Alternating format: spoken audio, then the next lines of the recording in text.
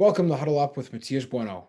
Today's guest is receiver coach at the University of Calgary Dinos, offensive assistant, and former Calgary Stampeder receiver, Jabari Arthur. Jabari, thanks for joining me on today's episode, man. I'm super pumped to talk to you. It's been a little bit of time, but it's good to be back.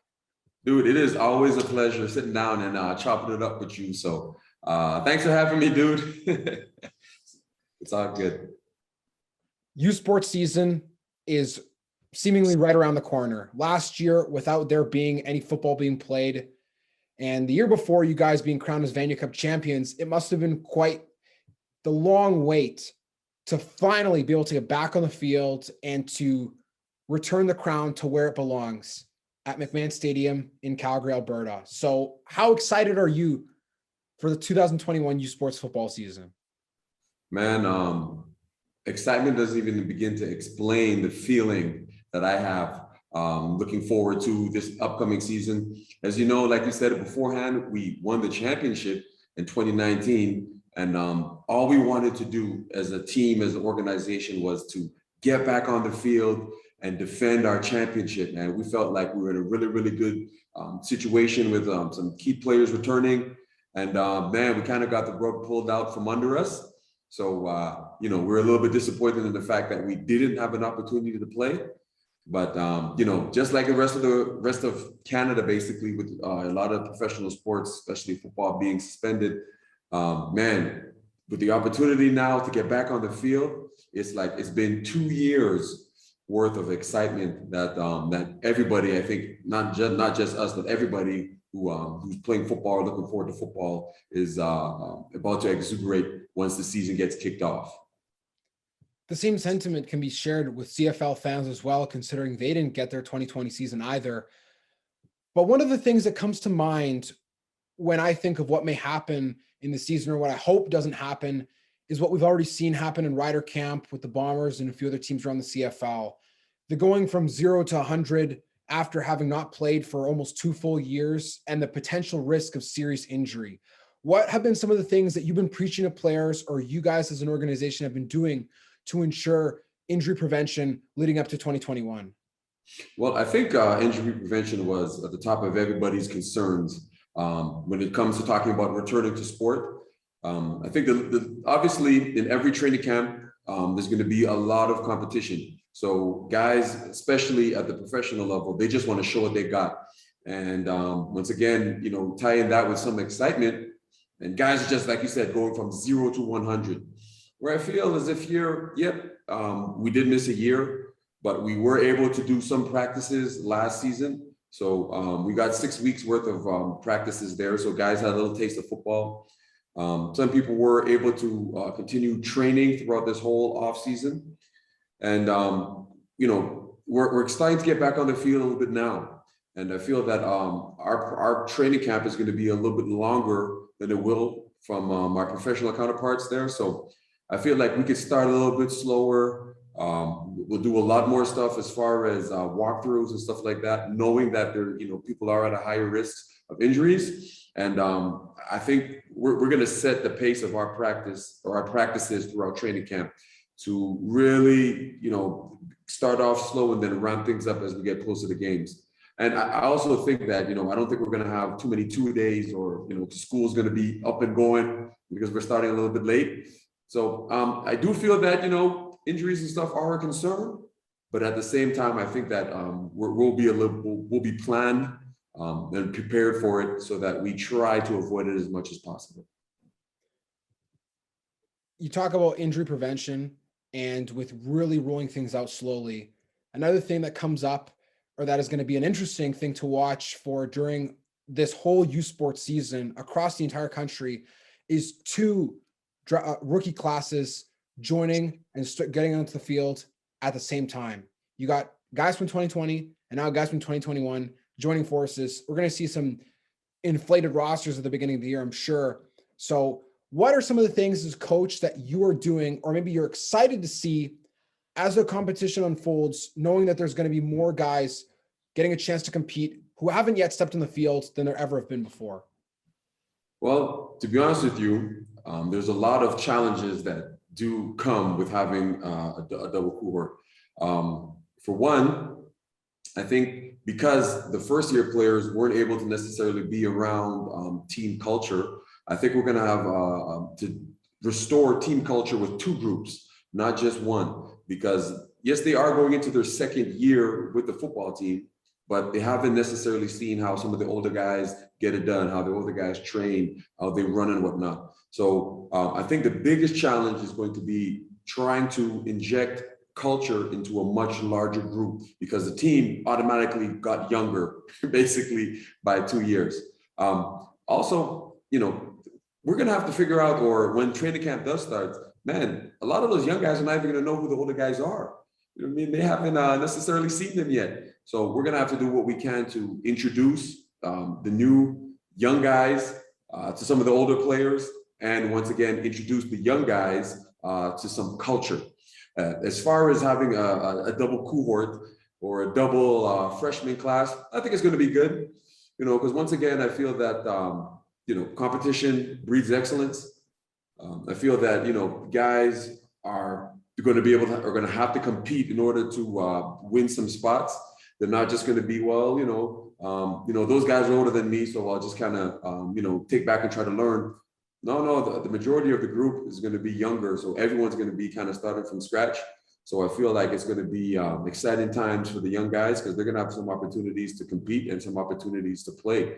Because, like I said, there's going to be a rather large group of first-year players. So I'm looking forward to it. I love to teach, so it's going to be quite a lot of teaching going on for sure in the beginning of training camp. You were a Calgary Stampeder during your CFL career, and now have had an opportunity to work closely within the Dinos organization. For objective viewers from afar, it's easy to observe that the two organizations have probably one of the closest, if not closest, relationships between a USports football program and a CFL franchise. So you are very familiar with many of the cultural aspects within the Calgary Stampeders organization. What are some of the comparisons that you see between what you guys did with the Stampeders and what you guys do with the Dinos now? And how has that fostered that relationship to become stronger even more? I mean, you know what? You're 100% right on that. I do believe that the relationship between the Stampeders and the Dinos is rather unique. I would like to say it's almost like a family, like there's big brother and little brother. You know what I mean? And we all get a chance to sit at the dinner table together. Just the way the stadium is set up, where the Stampeders are on the south side of the stadium, and we're kind of on the northwest side. But when they're leaving practices, we're coming on to the football field and whatnot. So we do see each other quite a bit. I know Dave Dickerson's his office looks out over the field. So I know for a fact that even when we're practicing late night, his office light is still on. So I know that he's definitely burning some midnight oil. But so basically what I'm saying is, I know that he always keeps an eye on some of the stuff that we do. I'm very, very fortunate, once again, having a unique situation where I've been now a part of both programs. I can say that some of the stuff that I've learned with my time at the Calgary Stampeders, a lot of it is applied here, and some of the stuff that I've learned as a player, I try to apply it here as well. And number one thing, that being, is honesty. I could say, with the Calgary Stampeders, the organization is, I feel that, from the top down, general manager, down to the administration, to the coaching staff and the players, they have the ability to be very, very honest with each other. And, if something's going astray, or if there's something that needs to be addressed, it's completely transparent. And the coaches, I don't think I've ever heard them lie to players, so to speak. We try to do the same thing here, where, hey, we're going to leave everything out on the table, and we're going to try to take it together, or try to make it better together. And I feel that when you have that kind of honesty, that honesty leads to trust. And you could tell just through the success of both organizations, that through the honesty and the trust that you have between players, administration, and organizations, that it leads to success in the football field. So, as much as they say, you don't want to say Calgary is a hockey town, I think that football here is taking, and the culture of football here is something that's definitely really, really good. And it shows through, like I said beforehand, the success of the Stampeders and the success of the Dinos. So it's really, really good. And I'm really happy the way they set up here. Now we're able to share stadiums. I would like to say that Calgary is a football city over a hockey city, but a lot of people would disagree with me on that because the Calgary Flames will reign supreme until hockey is dead in Cowtown. But if you look at the success that football programs have had in Calgary, you'd be remiss to say that football is nothing in Calgary. How many times have the Stampeders won the Grey Cup since the last time the Flames won? Yeah, How many times have the Dinos won the Vanier Cup since the Flames last won? I think 2 at least. Yeah, at least twice. We've been knocking at the door quite a few more times, but I know we won at least twice. So it's such a hand-in-hand thing that the Dinos do well, the Stampeders do well. And then the Flames are their own separate thing. But in terms of the culture of football, it is built upon itself more and more as the years go on. I remember when I first got to University of Calgary and Coach JT Hay was telling us, yeah, before Wally Buono got there, the Stampeders were not that strong of an organization. And I was like, what are you talking about? I was so confused because all I knew through my entire life was the Stampeders were the gold standard in the CFL. They won the most Grey Cups that I'd seen. I think the Argos are second since in the time that I've been alive, but they're always in the Grey Cup or they're always close. And I've never seen them have a team under 500 in my memory, even though they have when I was a little bit younger. But you talk about honesty, and telling the truth all the time, I think, is one of the hardest things to do. And even though people would say, well, no, it's not. Telling the truth is very easy.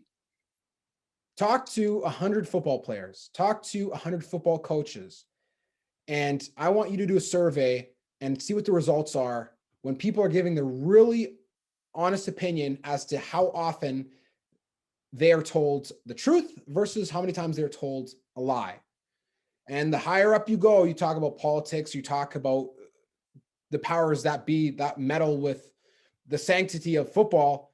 There's tons and tons and tons of dishonesty in a lot of organizations. And it's not just the lower levels. And if anything, it happens more at the highest level because there's way more at stake and because there can be a lot more factors that influence or manipulate what happens within the organization. So when people sit down and wonder, well, why has Calgary been such a good football town for so long?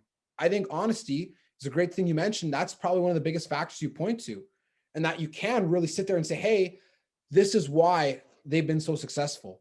So as a coach individually, what do you think are the 3 most important characteristics of a player that you want to be coaching? Well, I will add on to that.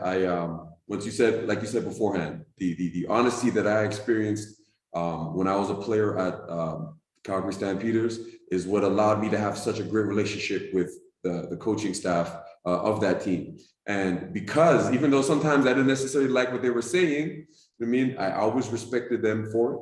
And, I'm trying to do the same thing now and foster that same kind of culture with my players as well, that even though, they may not want to hear what I'm saying, at least they respect me for it. And I think that's what, how relationships are built. And that's why our guys are so dedicated and committed to our program. Now, the top 3 things that I would have to look for in a football player or someone I would like to recruit, that's a tough question, because there's a lot of things that it's more than just 3 things, but I feel that it's a combination of things that make the player who he is. First things first, the number one thing is that I think that person has to be coachable or has to be a good person. What I mean by that is, I don't want to use any swear words, but I don't want to recruit anybody who's a bad person. I feel like we talked about trying to foster culture here. I feel that you have to be, a right fit for our culture as well. I think that's huge. We don't want to bring in anybody that's going to, ruin that culture that we're trying to foster, which is a championship. It's always more than just football. Trying to be a good community, a good, in the classroom as well. There's a lot of things that go into that. So number one, I would say is we want to recruit good people. We want you to be respectful, good people. Secondly is they got to be competitive, man. They got to want to compete. Once again, talking about being honest, I've never in the recruiting game, I've never told a player something that I didn't really feel was honest. And, he has to be, I always tell them, hey, you can't necessarily come in and start right away, but you will be able to come in and compete. You know what I mean? I'm not telling you you're going to sit the bench. What I'm saying is you can come in and compete. So they have to be a competitive person and want to win, and they have to be willing to do whatever it takes in order to become a great player. And lastly, which is kind of funny that nobody really talks about, is they got to love football. I think that's important. I think some players they're just there for the gear, or they're there because their dad or mom asked them to play and they've just been pretty good at it. No, you gotta love football. You gotta love getting putting on the uniform and going out there with your boys. You gotta love getting in the locker room. You gotta love the whole training process. You gotta love it and enjoy it all. And if you have those three ingredients, you're more than likely to be successful at any level of sport or any game or any sport for that matter. If you have those three things, you should be okay. I like the last factor you mentioned, because I think you might have taken that out of a CFL draft interview question to say, how much does he love football? Does he really love football, or is he just here to secure generational wealth? Because that's nowhere to be seen in the CFL. I'll say that for sure. Yeah. The NFL is a different story. You look at guys not diving on footballs, Cam Newton, to ensure that they have generational wealth secured for the next set of people down the line of their family. Now, with loving football, it's something that is necessary in the CFL and just in Canadian football in general, because it's very, very rare. Even though there's more now, very rare the guys go to the NFL from Canada. It's just a fact. So I'm sure you've played all sorts of sports growing up. There's no doubt about it. But at what age did football start to take off for you as the primary sport? Or did it ever take off for you? Well, it definitely did. Football was the first team sport I ever played. So obviously it has a spot in my heart.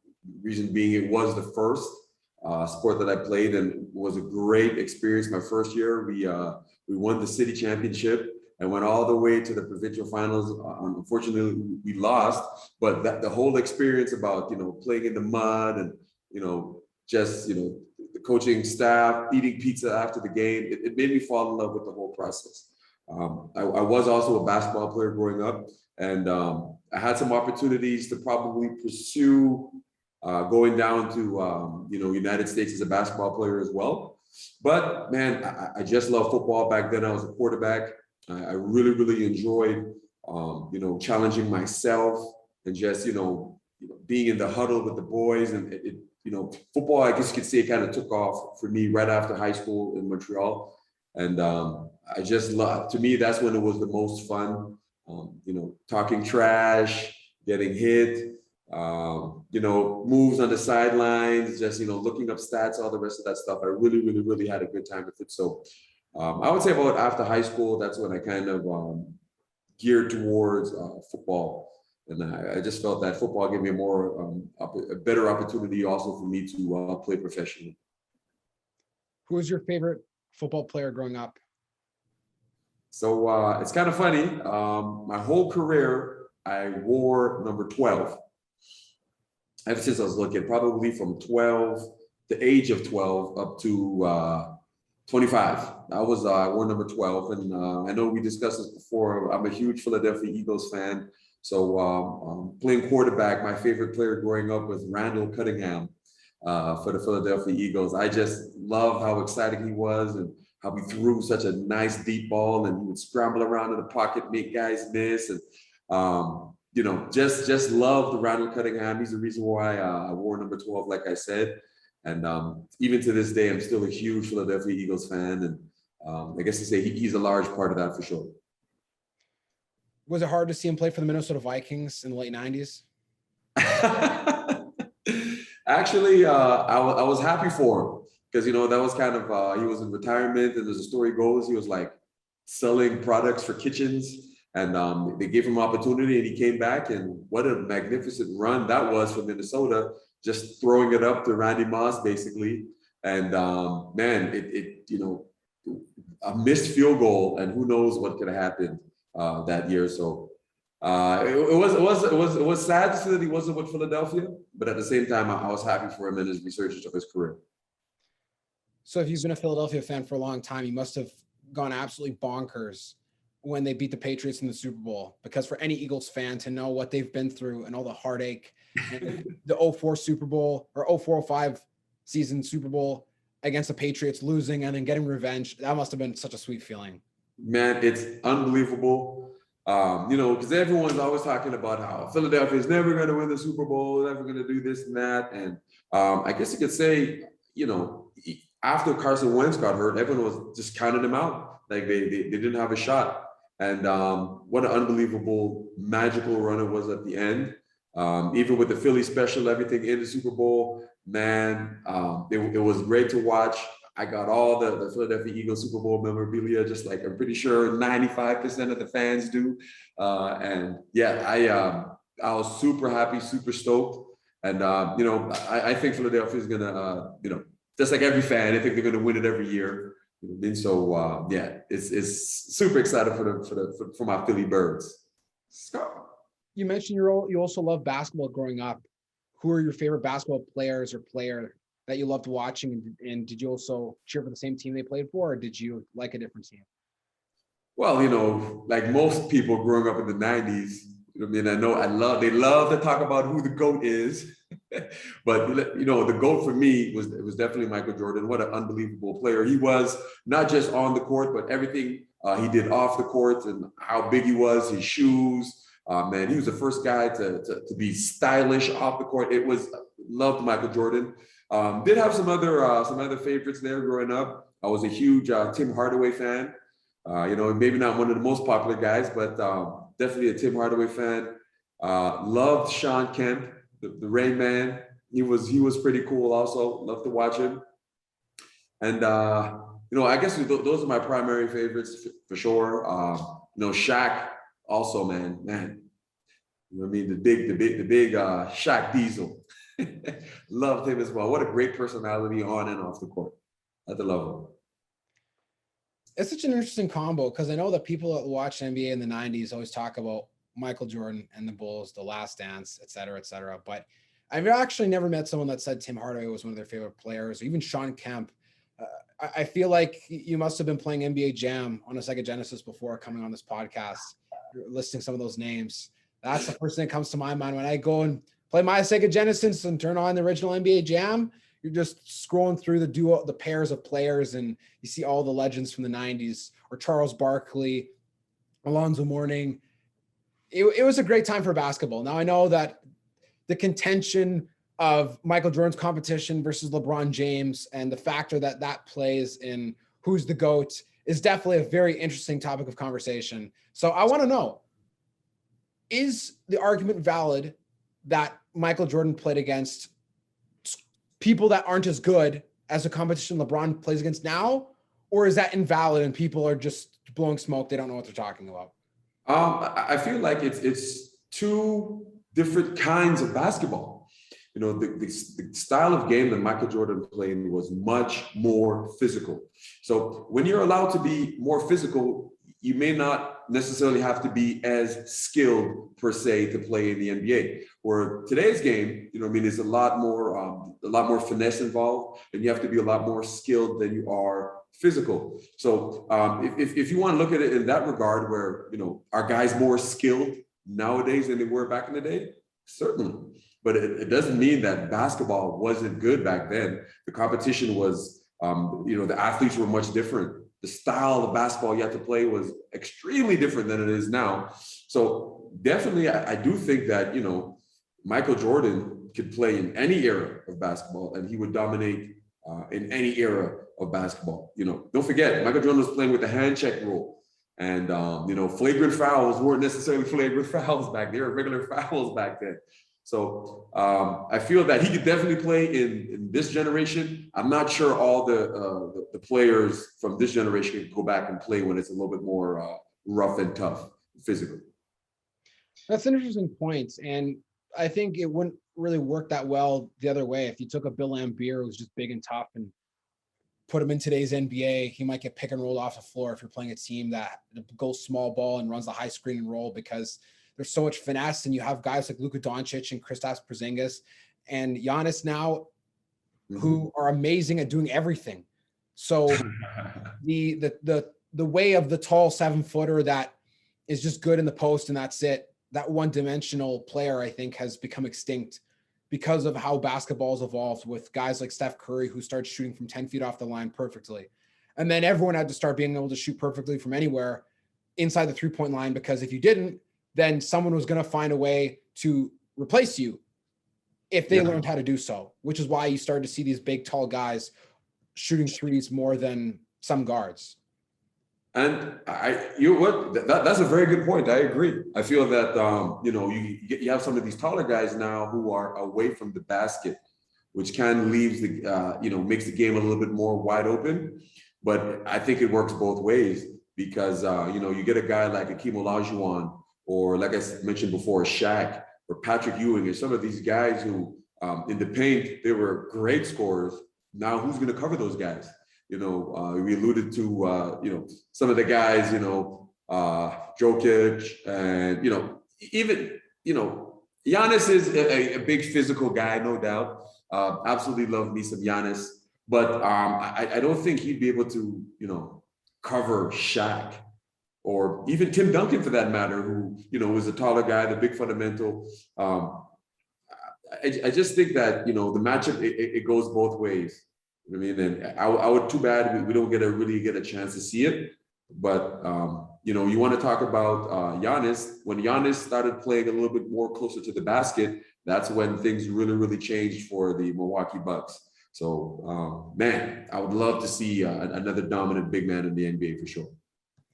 Absolutely. And to see what the Milwaukee Bucks did, speaking of Giannis Antetokounmpo, with winning the finals after having lost in the conference finals a few years in the last couple seasons, and then coming up short in the bubble, and now finally being able to put it all together as a small market team, quote unquote, is amazing. And I mean, as a Raptors fan, obviously there was the whole Bucks in 6, Raps in 6, but even if Phoenix won, doesn't matter either way. To see the underdog team win, no matter who is going to win, to see Antetokounmpo be an MVP, be a finals MVP, be an NBA champion at such a young age. He's still got so many years ahead of him. And in a year when people were saying, well, if they don't make the conference finals, then Budenholzer's done and Giannis is going to leave and all these sorts of things. And look what happens. Then they win the finals. Oh, I guess we can forget all that talk from earlier in the summer. Oh, man, I absolutely loved it. The crazy thing about it all is at the beginning of the playoffs, I called both the Phoenix Suns and the Milwaukee Bucks to be in the championship. And I only did it because I felt like those teams were the teams that didn't necessarily have a super team. That's why I think, you hear some of the interviews that Giannis does, and he talks about, I'd rather do it this way, where he was a little bit loyal to the soil, so to speak, and he didn't want to go away to another team. There's no slight against his team at all, because they're a very good basketball team. But they weren't a super team by any means. I loved Giannis' story from, growing up, having to share running shoes with his two brothers. When one got off the court, you had to give the shoes so the other one could go play basketball. And, just the story from getting from humble beginnings, getting to the NBA, and, growing in that city and signing that max deal and all the rest of that stuff, man. I just love his story. I'm super happy for the Milwaukee Bucks and Giannis. I'm growing my hair, just like just like Giannis is. But man, what a story. I'm super excited to see what's in the future for his young career, because man, two-time MVP and now finals MVP and a championship, and he's what, 26? Mm-hmm. Man, if he's doing it up until LeBron's age, who knows, what the future holds. So I'm super excited for that whole organization, the city, and Giannis, and Liam, his son. One of the things I think is the most fascinating about Giannis' story, aside from his humble beginnings, is the conflict with his identity. Because when I remember I think it was 2013 NBA draft and he was taken, like Giannis Antetokounmpo, and I was like, oh, he's from Greece, like that's awesome. Like there's not many good Greek players in the NBA, but from the objective eye, the naked eye, he doesn't look like someone that's from Greece, right? Yeah. But again, what constitutes what a Greek person should look like? And I remember there was a feature, I think it was on TSN or somewhere, talking about the conflict he felt with his identity, where people in Greece rejected him because he didn't look like he was Greek, or he didn't fit in with what a typical Greek person looks like, short, white, and hairy. And to see how he relished in the fact that he takes pride in his Greek heritage, even though it wasn't a place where he felt that he was accepted all the time, and still wears his heart on his sleeve and represents his nationality, I think is just truly amazing, because it speaks to his character and the fact that he could have said, well, I identify more with being Nigerian because that's where my parents are from, or that's where most of my family's lineage is from. But him wearing the Greek flag and representing Greece and really owning that, I think is one of the coolest things about his story, because it shows that in his heart, he knows that's who he is. And even if other people try to say otherwise, he really doesn't believe it. And he really is fortified by his values. And I think that's, in my opinion, one of the most impressive things about Giannis. Definitely. He does have Nigerian roots. I feel that's where, obviously his lineage and his family is from, but where he was born, or where his tree started to grow was in Greece. I love the fact that all his brothers, even though they're from Nigerian descent, all have Greek names, which I think is really, really cool. But yeah, he grew up in Greece. He knows Greece. He's familiar with Greece. And man, like you said beforehand, that just speaks to the type of person he is. Even though his situation growing up in that country wasn't necessarily favorable. Like I said, growing from humble position, conditions, and also maybe not necessarily being accepted. He's still proud of where he came from, and what he's accomplished from those beginnings. So man, like I said, love me some Giannis. And I'm super excited for him, his family, and his whole basketball organization and crew. So for yourself, you talk about living in Montreal, but then going to university in the US, and then coming back to the CFL, a whole lot of all over the place in your football career. Mm-hmm. What was it like to play college ball down in the US in terms of the culture you experienced there at the University of Akron, as compared to when you were initially living and playing in Canada? Oh man, I keep, I always tell everybody that United States and Canada are very, very close geographically, but culturally they're really, really, really, really different. In terms of, as we all know, we can call it what we say, call it what we want to call it, say we want to say it. The American culture is a lot more aggressive culture than the Canadian culture is. So when I got down to United States, I was kind of taken aback by how upfront, not shy, whatever was on their mind came out of their mouth, vibe there was in the United States. I think it also translates in sports. Like I said, everything that they do, they're doing 110%. So it was fun to kind of get introduced into that environment where being shy, that wasn't necessarily something that was going to get you ahead. If you wanted something, closed mouth doesn't get fed, was something that I've kind of had to learn along the way. And yeah, it's completely different culturally. As far as football goes, man, the vibe is so different in terms of, man, some of the things, I don't want to put anybody underneath the bus here, but some of the things my coaches got away with saying to some of us along the way, I wasn't used to that because that never happened necessarily in Canada. It's one of those things where the first 6 months of my career in Akron, I don't think my coach said my first name. So it was one of those things where I just had to learn to kind of, grow a tough skin, so to speak, and roll with some of the punches. But it definitely made me a better person going down there. America is definitely a very big place too. And I think that's one of the things that Canadians don't always take into account to talk about how upfront it is. And I would definitely agree that even though it's so weird. I've met so many people in America on personal basis that are super nice, like so extremely kind, so down to earth and everything. But then you interact with the general population or you meet the average person and you're not having a very personal interaction and it seems very rude sometimes or you think it's rude because you're not used to it. But for them, it's, well, I'm not going to hold the door for you, or I'm not going to, be congenial and just random interactions. Like, unless there's some reason why we have to interact, like why am I going to talk to you? But because it's so big and there's no areas like in Canada, like 90% of the country is uninhabited, whereas in America, everywhere is inhabited and they have 10 times the population. So Yes. the cultures that vary within America and different places in America, I find, is also very vast. And it's not just, oh, well, one size fits all. If you meet someone from Washington State, it's gonna be different than someone you meet from Ohio, different than someone you're gonna meet from Florida, different than someone you're gonna meet from Alabama versus Texas versus California, like New York, everything. So playing in Akron, Ohio, in the Midwestish area, people say that the Midwest carries a lot of similarities to the prairies in Canada. But then again, at the same time, there is also quite a lot of difference. And you mentioned not having your coach address you by your name for the first 6 months. Like I can imagine that must have been a pretty scary experience at times, because you talk about giving respect and getting respect, and then not addressing someone by their name is like, well, how can I give respect to someone that isn't giving it to me? But if that goes hand in hand with how intense they are with football, then the movies may not do justice to how seriously they take football in the US. Well, two things. I agree with you in the fact that you're right. In the United States, man, someone who grew up in California obviously is way different from someone who grew up in Alabama, who grew up in New York.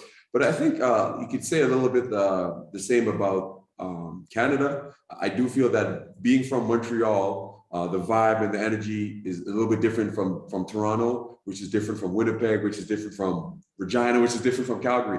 I feel that every major city, especially in Canada, has a little bit of their own flavor to it, which is kind of similar to the US, where everywhere is a little bit different and has its own little vibe to it. As far as football going, it is true. They used to call me Canadian bacon when when I went down there. Some people might take that the wrong way, but I feel like I felt as I had to earn my stripes in order for him to at least call me Arthur, or Jabs, or whatever it was. I felt as if, I got to pay my dues, because when I did get down there, I was a little bit behind the curve in terms of strength and conditioning, and just in terms of understanding, reading defenses and the whole nine. I was a little bit, a step behind, but I didn't take it the wrong way. I actually used it as motivation. I was like, okay, well, I'm going to show you and give you a reason why you should, refer to me as, Jabari or whatever. So I didn't take it the wrong way at all. I took it as almost like an everyday challenge.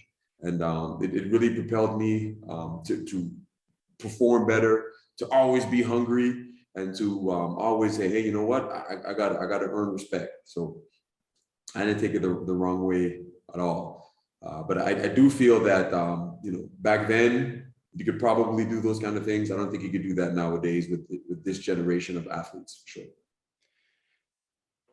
What were some of your favorite things about playing in the US or living there? Because we talked about some of the cultural differences and some of the things that maybe we're not used to or don't enjoy as much as Canadians, but there must have been some things that you really liked being down there that we don't really have here. Man, for one, which thing that kind of stands out the most is how they live and breathe for sports.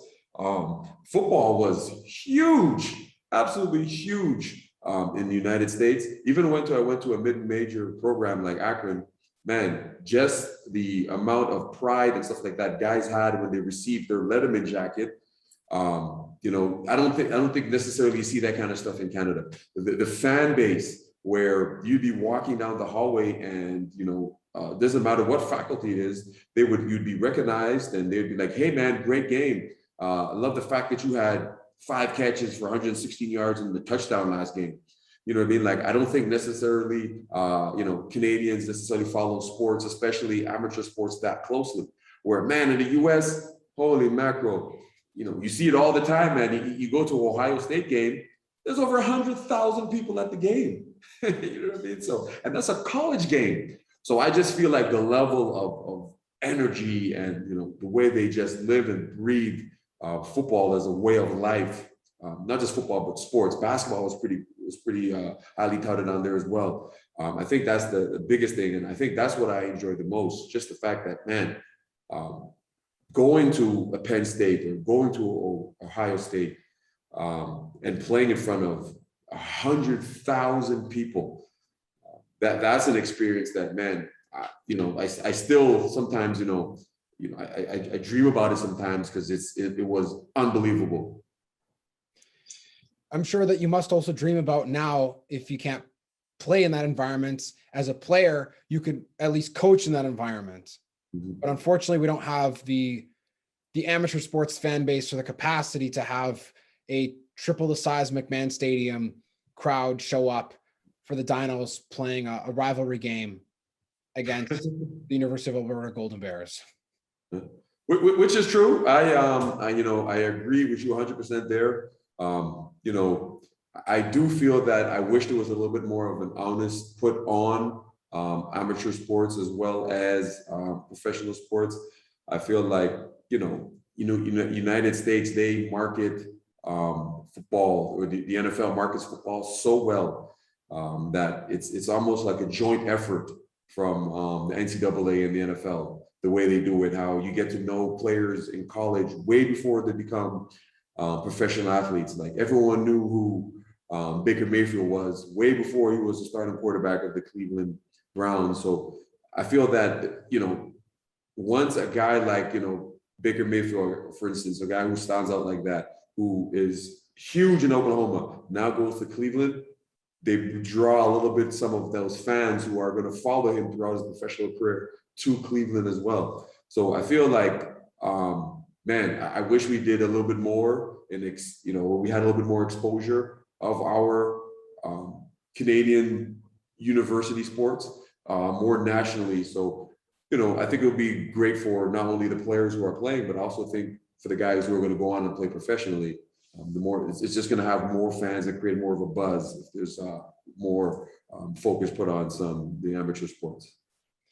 And I think the amateur sport that just gets the most love for the sake of our culture is hockey, which is, I'm not taking anything away from hockey. In Saskatchewan, with any of the people you've met who are from there or live there now, up until cable television started running NHL games from every market like no tomorrow, they had their own division. The SJHL, they treated like the NHL, or the teams that played in the dub, they treated like the NHL. And that wasn't even professional sports. Mm-hmm. It wasn't even close to it, but they love it like crazy, and that's their thing. But it runs out after hockey. I don't see places take football as seriously as they do in the US, anywhere in Canada. Even, let's say, the Saskatchewan Huskies probably have the most intense fan base for any football school in Canada. There's probably a few close seconds, but they probably have the most loyal one, just for the fact that their stadium size makes it look like it's sold out, and the fact that their team is usually pretty competitive. And then that Saskatchewan, again, are just crazy for football because the Riders are the only professional team they have. So they want to do everything they can to support every football program beneath them, especially at the grassroots level, and then before they get to the pros. There's a guy connected with from TikTok he lives down in Jacksonville, and he was saying to me, he was telling a crazy story. You're mentioning athletes being followed from before the time they played professional football. Well, sometimes the same is the case for before college football. So he was telling a story of how he's from Jacksonville, and this high school was asked to play on ESPN on a game, on a feature game on the Friday nights against Cartersville, Georgia. And he's like, well, why are we playing a team from Cartersville, Georgia? What's the big deal? Sure enough, they're playing against Mr. Number One overall pick himself, Trevor Lawrence, well before he was playing for Clemson, before he was down in Duval County. And he was like, man, it was crazy. This guy was so good. And we almost won the game, all these things. And then what happens years later, you're cheering for the Jaguars. And this guy you're losing a close football game to is now the starting quarterback, which is insane. And I don't think that Trevor Lawrence is the exception to that scenario, because I'm sure there's many other athletes. You look at Andrew Luck, or even I think it's Peyton Manning and Eli Manning's nephew. I think it is now.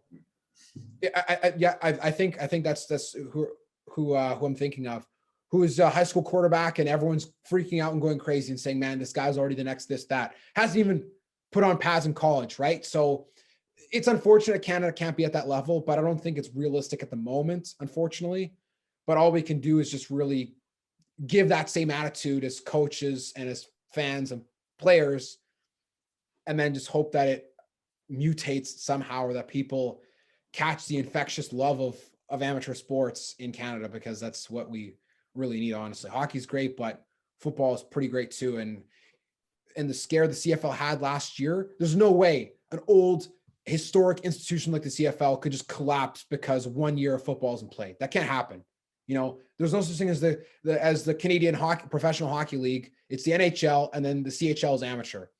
Could you imagine if the CHL collapsed? I think people would be riding in the streets. And the CFL, oh, whatever, it's just for old people anyways. You play in the CFL, it's not just for old people, is it? No, I think it's funny how you mentioned Trevor Lawrence in that story. Just the fact that, we're talking about him in high school, and, just that story alone, is we're actually talking. We talked about Jacksonville, we talked about Clemson. So it's basically what we were talking about beforehand, that, even if you start to support somebody younger, or they get that kind of exposure, it follows them. And like I said, it's a great story that, hey man, Trevor Lawrence, man, I watched him 9 years ago in high school when he was, the number one player in America. But coming back to what we're talking about, I honestly think that the way we kind of get things moving for, football or other amateur sports is we just need a little bit more exposure. That's what it is. I feel like, you could turn on any Saturday, NBC, you could watch a number of universities playing sports on any given time.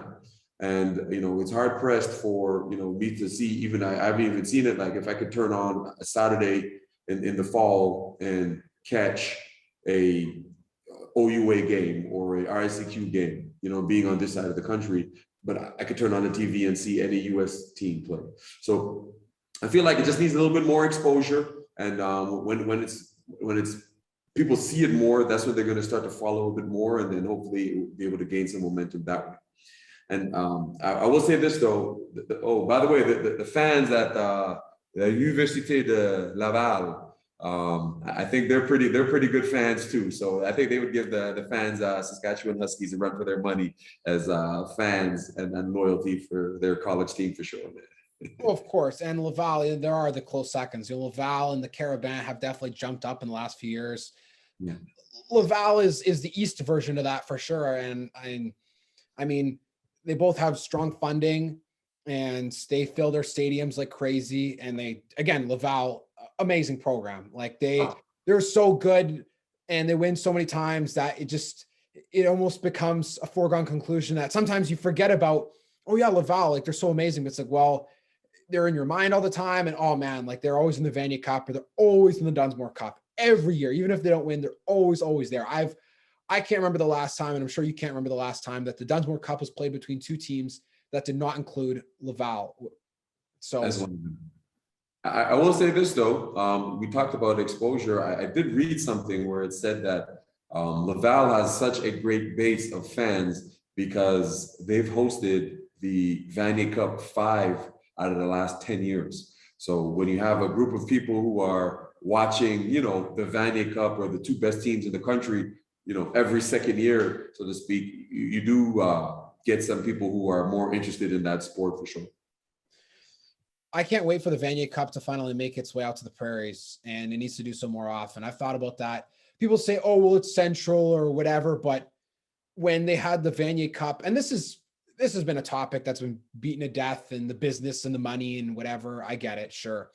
But having that Grey Cup, Vanier Cup paired together, or at least rotating the Vanier Cup to different locations outside of Ontario or Quebec is exciting. Could you imagine the Vanier Cup in Winnipeg?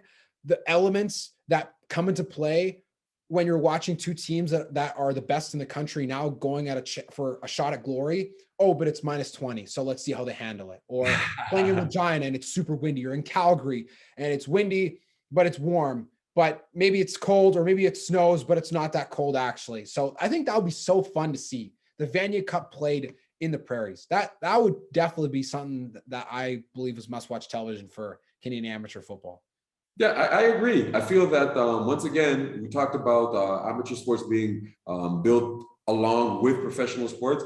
Man, people always talk about when Mac played Laval at I think it was BC Place, if my memory serves me well. People still talk about that and how they bought tickets to both games and how it was such an exciting game and the energy that was built off the Vanier Cup was poured onto the CFL, the Grey Cup. So I do agree. I think it would be great, once again, generating more fans, in different parts of the country. I think it's definitely something that should happen. Once again, I think it should also go down to Atlantic Canada as well. I feel like wherever it can, and we could build a sport or get more fan base and introduce or have an opportunity to showcase some of the skills at that level. Oh man, I definitely think it should happen. I want to ask you a few questions about your time playing with the Stampeders, because you played during one of the best eras that Calgary's ever seen, between 2008 and 2015, 08 Grey Cup champions, 2014 Grey Cup champions, and a few close West finals in between. Who was the best quarterback that you played against when you were in the CFL? Because you had Smiling Hank on your side, who is a Hall of Famer and is one of the best CFL quarterbacks in this era, and definitely one of the best that there has ever been. But who are the guys on the opposite sideline at quarterback that you were like, damn, I don't like the fact they're doing good right now because that's not good for us, but they're really good? Man, that is a really tough question. I feel that, especially in that era, I don't know, for me, obviously being a part of the CFL, it was so exciting. It was, even though, a lot of teams, like the Stampeders, we had a lot of success, but the team that I felt that was always so hard to beat, especially when we went there for some reason, maybe it was the ambience of the city, was the Montreal Alouettes. I feel like Anthony Calvillo was just a tactician at the quarterback position. He did as much as he can to try to get pressure on him, and he would hit his third or his fifth step, and the ball was gone. So I definitely give props to Anthony and the whole Montreal Alouettes organization. I feel that I think we had a winning record against every other team other than Alouettes. But I definitely say Anthony Calvillo. He was a really, really good, like I said, tactician, and he had some great receivers to throw the ball to as well, and a great head coach in Treston too. So he definitely Calvillo. Who do you think was the best or top three receivers in the CFL in the time that you played? Besides but I played with some of the greats. I played with some guys who I think are going to be in the Hall of Fame one day. I guess I have to start with the guy who was my teammate. I think Nick Lewis was, everyone says he's the most athletic offensive lineman to ever play in the game, because he was a big guy and he made just some of the most unbelievable catches. If you throw the ball anywhere in his catch radius, he was going to catch it. But the cool thing about Nick is how intelligent he was when it came to football. He knew how to read defenses just as well as our quarterbacks did. So that's something that is rarely talked about Nick. So I definitely would say Nick. It's easy to say who the obvious guys are, but I'm going to throw out maybe some guys who are not necessarily talked about a lot. Arlen Bruce, I thought was a very exciting player. that not necessarily everyone would say he's a top CFL receiver, but I definitely think that he's definitely one of the top receivers there. And oh my gosh, I'm drawing a blank, but I want to give it out to a Canadian receiver. So I'm trying to think of his name. The big receiver in Saskatchewan went down to the Chicago Bears. Help me out. Oh, who went down to Chicago? Chicago and came back up. He had like size 4 gloves, four XL gloves. Wait, he played for the Riders and then went to the Bears? And came back up to the Riders. Then he finished his career in Hamilton. Oh man, I can't believe it. Are you thinking of Andy Fantuz? Andy Fantuz. There we go. I didn't know he was in the Bears. That's why I'm like, wow, I'm blanking. Like I was like Fantuz, Getzlaf, Dressler. Like I can think of all the Rider receivers, but I didn't know that Fantuz was down to the Bears for a year. He went down to the Chicago Bears 1 year for a training camp and then came back up. Okay. And Andy Fantuz, man, that guy sometimes was just unbelievable. Like I said, he treated the football like a baseball because the size of his hands. I still never forget that play where he caught a touchdown pass in Winnipeg. And not only did he catch the ball, but he ripped the DB's glove off his own hand to catch the ball. So there's definitely a lot of some highlights that around him in his career for sure. You mentioned Arlen Bruce. That is a name I think isn't talked about enough in the course of CFL history. When he played in Winnipeg, the early 2000 Winnipeg Blue Bombers teams, unstoppable. The fact that they didn't win a Grey Cup is almost a crime. If you think about it, of course, Calgary winning, people in Calgary aren't going to complain about an 8-10 team upsetting the Bombers. But if you just look at the pure level of talents that the 2001 Bombers had, we just talk about that for a second. The 14-4 team, Kahari Jones, amazing. Milt Stegall, amazing. Arlen Bruce, amazing. Giroy had already left to Lions by that point, but him the year before. Milt had said, he's like, well, Giroy, I thought at times that he was probably one of the best receivers, and he had to learn how to find his way as a rookie. Robert Gordon, amazing. So many guys, like Mike Sellers was really good. Like that whole team was just so fantastic on offense. Obviously, they had a bunch of great players on defense too, but Arlen Bruce's 4-touchdown game against the Stampeders in Winnipeg, I think it was in 2001, is a game that Bombers fans I don't think will forget for a long time, especially the ones that witnessed it, because he was so good everywhere he went. And I didn't see him play in Winnipeg because I was too young a lad to have witnessed it. But looking back after the fact, so underrated. Doesn't get like people always talk about Milton Giroy, as they should. But sometimes I don't think people remember Arlen Bruce enough as they should. Well, I just wanted to stir the pot. I mean, the obvious answers would have been to say Giroy, would have been to say Milt. You know what I mean? I think those are almost the obvious answers. Even Cahoon, those are those guys are, they're going to be the top of everybody's list. But just to change it up, like I said, nobody talked about Spider-Man, Arlen Bruce, but he made some spectacular plays, catching the ball with the ball in his hands after. Such an exciting player. And you're right, everywhere he went, regardless of what team he was good there. So yeah, man, definitely love to look back and watch some highlights of Arlen Bruce. So I need to ask you, we talked a little bit about this before. There's rumors that you're in Winnipeg and you played, or you were there in 2009, and the Bombers weren't great in 2009 by any stretch of the imagination, but they did have a quarterback that had one of the strongest arms that anyone has seen who's had the opportunity to catch a football from him, Michael Bishop. Yeah. Maybe not the most accurate quarterback at times, but he definitely did well for Winnipeg in his one season there. Is it true that Michael Bishop had one of the strongest arms in the entire CFL? If at the time he was playing, I wouldn't say he had one of the strongest arms. I think he had the strongest arm in the CFL. He was unbelievable. He was the only quarterback that I know that when we have your scheme, when you drop back and the quarterback's supposed to read the defense, you're supposed to read it from the deepest route to the intermediate route to the lowest route to make sure that you can make all throws in the scheme of it all. He was the only person that I knew could read it, not top down, but he read it bottom up. Because even if the receiver was 40 yards down the field, he was still capable of throwing a bomb out there on point, and it was nothing for him to throw 60, 70-yard passes in practice.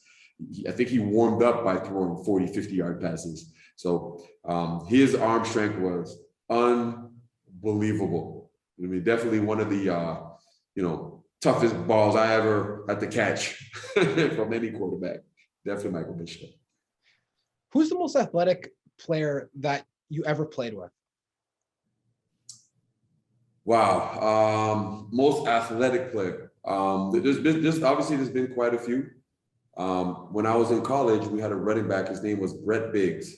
I think he was the type of back that had been perfect for the CFL game, but he was just extremely, extremely athletic. I'm talking about able to do a flip forwards, backwards, have the team record for power cleans, 500-pound squatter, you name it, all the athletic attributes that you could think of. He definitely had it. Probably one of the best football players I played with was Dominic Hickson. I don't know if you remember his name. He won 2 Super Bowls with the New York Giants. Unfortunately, his career ended early because of knee injuries, but talk about just his athleticism was second to none. Once again, another unbelievable athlete. So Jabari, we're getting towards the end of our time on today's episode. So I wanted to ask you a few questions to wrap up before we part and have a little bit of fun. All right, let's do it. Who is the funniest guy that you ever played in the CFL with? The funniest guy. Man, it depends. I think, I had some great moments with a lot of people. Definitely, the easy answer would be Nick Lewis, but I would have to say it's Rene Paredes. Rene Paredes is a funny dude, man. Just he has a little accent, and just some of the things that he would say would catch you off guard. So we were roommates for a while. I would definitely say Rene is one of the funniest guys I ever played with. Most memorable CFL game you played in that is not a Grey Cup? I guess for me personally, I would have to say it's we played the Hamilton Ticats. It was my first game where I had multiple touchdowns and over 100 yards receiving. And it was just a great game, unbelievable game. Had some opportunity to play, and when the ball came my way, I made the most of it. So that's definitely one. But another one that really stands out is my son, Amari, he's 7 now. The first game he ever came to see me watch, I caught a touchdown pass in that game, and he still has the ball. The first game he came to see his dad play, he still has it. So that's definitely a moment that definitely stands out for me, and I'm happy he was able to be a part of it. Toughest matchup with who's the toughest DB you ever matched up with when playing in the CFL? Wow, that is a tough question. So many. It might be Chip Cox. Chip Cox is a defensive football player, and what I mean by that is, man, he was rough, he was nasty, but he was a great cover guy. Played in the box, played out of the box. Once again, you talk about football intelligence. Definitely, I'd have to say it's him. Like he was an ultra competitor as well. So he's definitely up there for sure. Who is the best head coach that you played against in the CFL? Because obviously you had the best head coach for a long time, but who's the best head coach that you played against? I think I might know the answer, but it's tough. Well, like I said, I was a time a little bit when I was in Winnipeg, so it's easy for me to say John Huffnagel. Just love the way he coaches and the way he led his football teams. That speech in 2008 still, gives me goosebumps every time I hear it. But I think Trestman. Mark Trestman out in Montreal. Once again, he was really, really good, and I think he had a little bit of a dynasty or a great run when he was head coach of that football team. And if you talk to anybody who played for him or in that organization, they had nothing but good things to say about him. So I think that it's probably Trestman out there in Montreal. And the final question I have for you is, what is the thing that you found was most authentic to yourself when you played in the CFL, whether it be a routine, a trait on or off the field, something you did in games? What made you feel, what was something you did or had that made you feel the most authentic? You know, what's crazy is, it's something, a tradition I still do as a coach. It's kind of funny. My freshman year in 2003, unfortunately, I lost my dad. I mean, he passed away my freshman year in college. So, I used to talk to him before every game. And when he passed away, I used to call my mom before every single game just to hear her say good luck, and it's just a tradition that started my freshman year in college, University of Akron, and it's followed me my whole career, as far as when I was playing in Akron, out when I played in Calgary for the Stampeders, and even now as a coach and no longer a player, I still call my mom just so she could say good luck. So that vibe, just talking to her, and a familiar voice just before game time, it always made me feel at ease, and it gave me a sense of calmness before I got onto the football field. And that's basically something, like I said, that's something I've been doing for the last maybe 15 years. So definitely that. That's beautiful. That's amazing. Traditions, like, each person has their own unique thing, but that is authentic and unique to you. And I think that having that kind of tradition is so important, because whether you win or lose, just keeping that routine and knowing that your parents have your back is just such an important thing, I think, as a football player, especially whether you're coaching or playing, no matter what. Yeah. Like I said, it's I know football is, we always talk about being a family, but I think football, the unique thing about it is you get a collection of people from all different walks of life that you come together for one common goal. So I think it's a collection of families, not just players, but a collection of families as well. So absolutely, when you're able to incorporate that kind of things, it's great. Well, Jabari, I want to thank you for having been on today's episode. It was super awesome to get a chance to chat with you again. I love talking CFL and all the different stories and things that you experienced and endured during your football career, and still do continue to endure. And I want to acknowledge you for the amazing work that you've done so far with the University of Calgary, having a great impact on the receivers. And just, I enjoy our banter about different sports takes, topics, because we need a higher level of passion for sports in Canada. It's non-negotiable at this point. I agree with you tenfold about that. I think just passion, I love using that word, because that's exactly what sports is. Man, I love coming on, man, and you look good, man. I don't think, it hasn't been mentioned though, but you look good. I mean, the next time we come on here, I would love to get your take on Trevor Lawrence and some of his story going into. I know you're a huge Jacksonville fan, so I'd love to hear some of what you think about, or your expectations for this upcoming season. Absolutely, man. We'll get to see how it unfolds as training camp has begun. And so with that, thank you to the listener for having listened to today's episode with receiver coach, offensive assistant at the University of Calgary Dinos, former Calgary Stampeder receiver, Jabari Arthur.